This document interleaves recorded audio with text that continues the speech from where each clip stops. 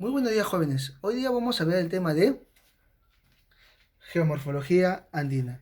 Ya el video anterior o la clase pasada hemos visto geomorfología 1 o también llamado relieve costeño o relieve de la costa. Pero para entender mejor vamos a hacer un pequeño recuerda que la clase pasada hemos visto lo que es relieve de la costa o relieve costeño. Se dice que abarca desde 0 hasta 500 metros sobre el nivel del mar. ¿Abarca qué? Desde Tumbes hasta Tacna. Y toda la franja que está pegada a la playa o al Océano Pacífico es la costa, ¿verdad? Y también, ¿por qué es importante la costa? Porque vamos a encontrar que montañas, colinas, pero no de tantas alturas.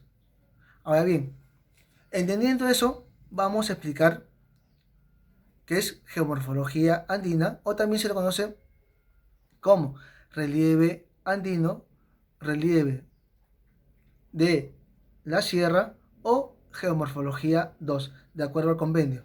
Cuando hablamos, cuando hablamos de relieve o geomorfología andina, vamos a decir o explicar, uno, la cordillera de los Andes. ¿Qué es la cordillera de los Andes?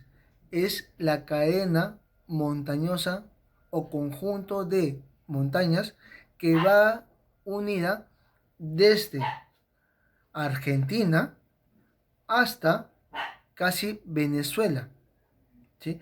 Va a abarcar casi 6 o 7 países.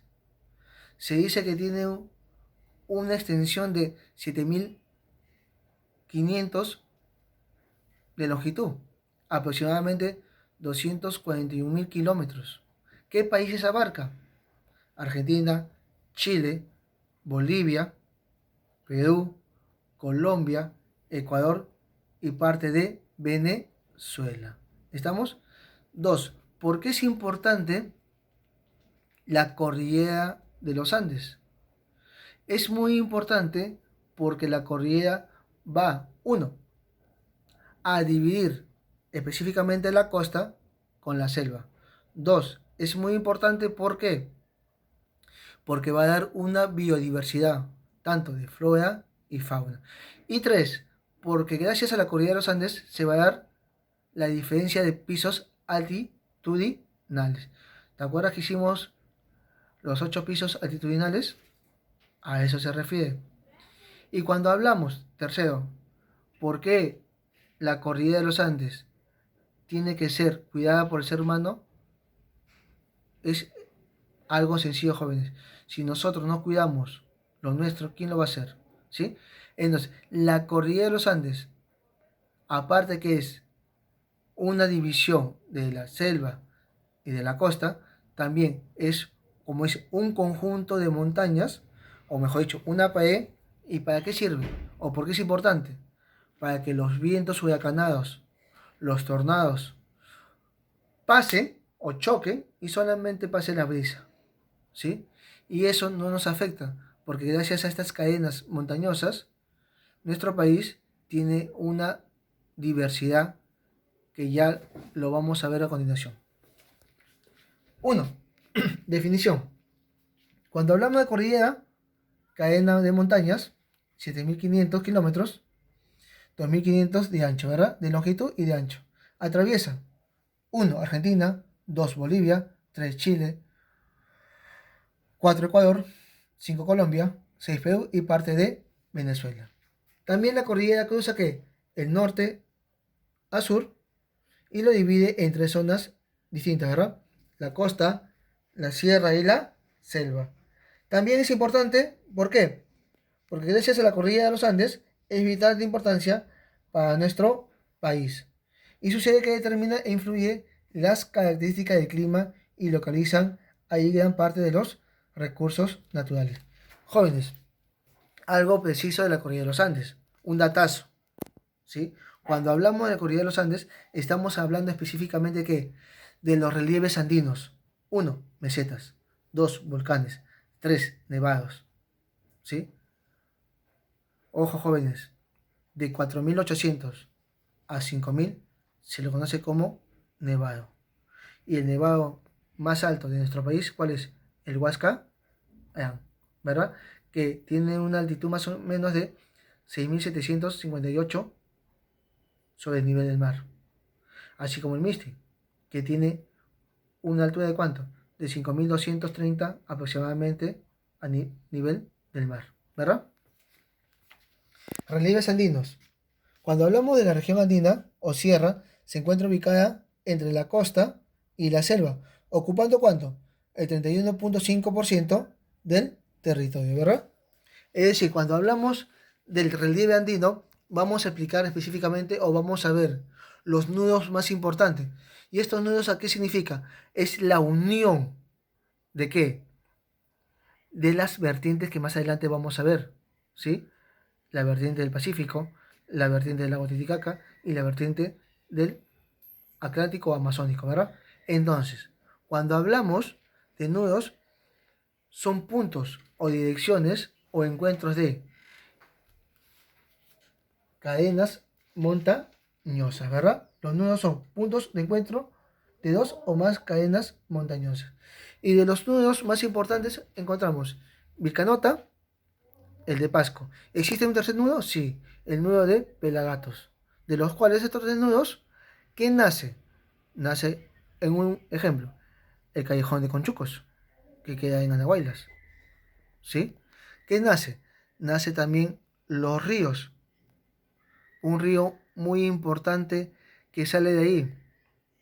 El río que Putumayo. El río, ¿qué otro río? Ucayali. ¿Sí? Y estos ríos, ¿dónde se van a desembocar más adelante? Van a desembocar ¿dónde? En el Amazonas. Mira, te estoy dando un datazo que en el próximo video ya vamos a hablar de la geomorfología 3. Estamos, que es el relieve amazónico o geomorfología de la Amazonas o geomorfología amazónica, ¿verdad? Por lo cual, cuando hablamos de los principales relieves jóvenes, vamos a decir montañas, volcanes, mesetas, áveas o pasos, valles interandinos y cañones.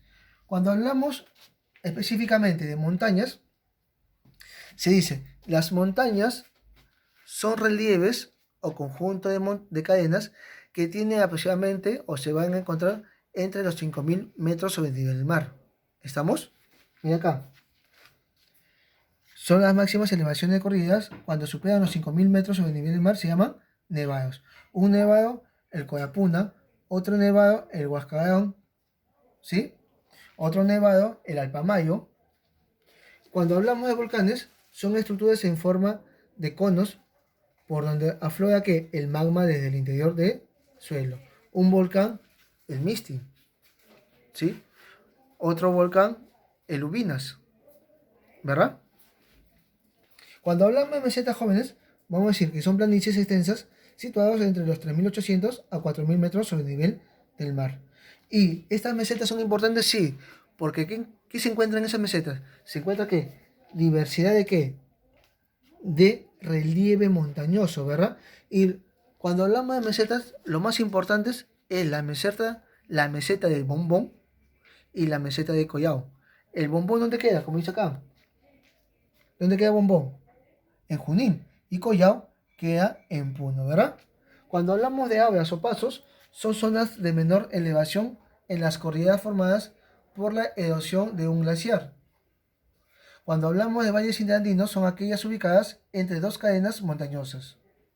Y cuando hablamos de cañón, son formas de relieve que originan por la acción erosiva de los ríos atravesando las cadenas montañosas.